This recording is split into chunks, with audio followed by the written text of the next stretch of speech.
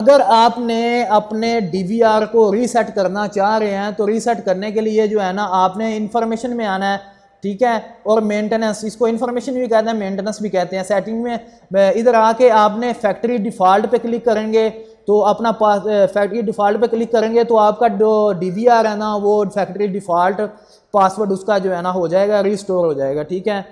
तो दोस्तों ये थी इसकी सेटिंग। तो अभी जो है ना आगे आपको बताता हूँ, ये लिखा हुआ है अलार्म एंड एक्सेप्शन, ठीक है, कि अलार्म पे अगर कोई बंदा सामने आए तो अलार्म जो है ना इसकी बीप हो या ना हो, ठीक है। तो इधर से सेटिंग आप कर सकते हैं। उसके बाद लास्ट में जो है ना ये पावर का बटन इन्होंने दिया हुआ है, ठीक है, पावर का बटन है, इस पर क्लिक करेंगे तो इधर आएंगे तो लॉग आउट की ऑप्शन है, शट डाउन की ऑप्शन है, रीबूट की ऑप्शन है। अगर लॉग आउट करेंगे तो ये लॉग आउट हो जाएगा, ठीक है, कि दोबारा पासवर्ड मांगेगा। शट डाउन करेंगे तो डीवीआर आपका बंद हो जाएगा। रीबूट पे क्लिक करेंगे तो डीवीआर रीसेट हो जाएगा, रीस्टार्ट हो जाएगा, ठीक है। तो दोस्तों ये हाइकविजन जो है ना इसकी सारी सेटिंग आपको मैंने बता दी है।